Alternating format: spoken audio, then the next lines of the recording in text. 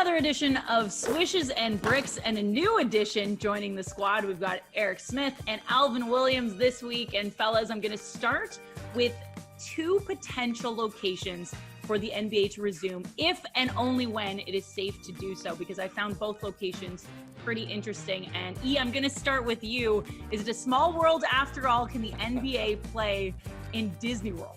I got to say that I'll give this a swish, because I think they can, because of the fact that there are so many hotels there, Danielle. You've got all those different resorts that families go down to, and then you hop on the monorail, and that actually might be a good thing in terms of getting to and from the games, using the monorail, using the Disney bus system that I think many people watching have probably done with their families and whatnot. Anything that, as you say, could safely bring basketball back, I'm all in for. I'm going to give it a brick. And I'm going about it a whole different way. I'm tired of kids. I'm tired of kids' beans. When I get out the house, I don't want to see any more fun stuff right now. I don't want to see none of this stuff. I'm tired of it. So if they get back to playing basketball, I want an adult venue, some adult activities. So that's where I'm going. Disney World, get out of here. So then, Alvin, I'd imagine my other suggestion would be more up your alley, and that being Vegas, because MGM Resorts and Casinos have proposed that they could hold everyone safely, including the NBA players' families, in their resorts and casinos. You down with Vegas then? Hell yeah, it's a switch. So episodes 5 and 6, fellas, Last Dance released this week. And for me, the unsung hero is Dolores Jordan, because without dear Dolores, we may never have had the mega brand that is Air Jordan. That was a pretty interesting snippet that was added this week. But Alvin, I'm going to start with you this time, because the Swish or Brick for me is actually playing basketball in the Jordan 1. That Swish or Brick on that? That's a brick. That's a brick. Even though fashionably that's something that's iconic, but you even heard Michael Jordan say his feet was bleeding crazy and he couldn't wait to take the sneakers off. It's a flat sneaker. The technology isn't where it is today. And for someone to play the way Michael Jordan played, you know, high flying, stopping, cutting, explosiveness, that sneaker did not do him any justice.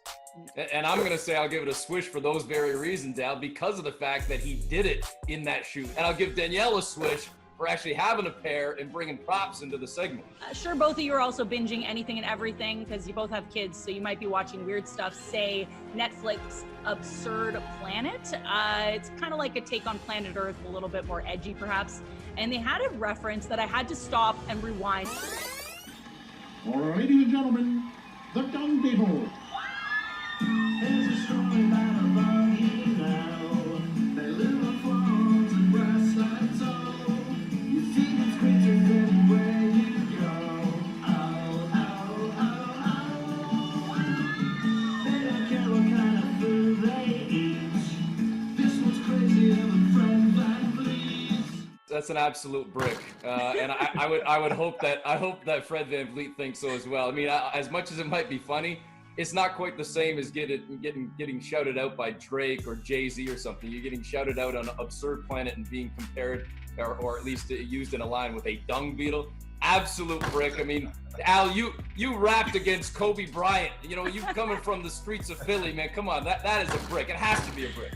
Yeah. I mean, it has to be a brick, but you don't know how great it feels to hear your name in a song. I've never heard it. I mean, you gotta feel proud some kind of way, I'm figuring.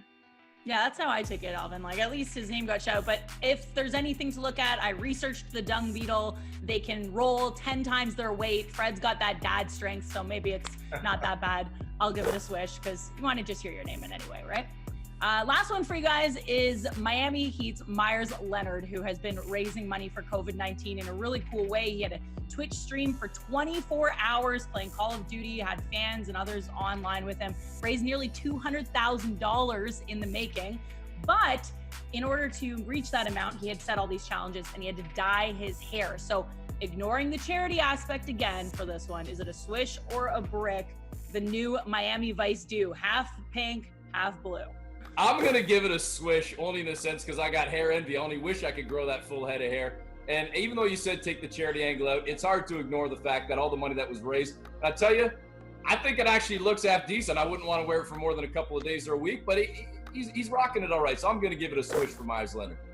I'm gonna go to Swish also. I saw the picture, the photo. I like it. I like the idea. I even like the look. Even coming from a black man in Philadelphia that don't have any hair, and we can't get down with that look. But I like it. I'm gonna give it a swish as well. It's a big swish for me too. I actually really dig it. He kind of has those Randy Savage vibes when he puts on the glasses too. Like I'm into it. And him and his wife, Elle, are a great follow on Instagram, on social media throughout this self-isolation period. So give them a follow. Thank you, fellas. Thanks, Danielle. Thanks.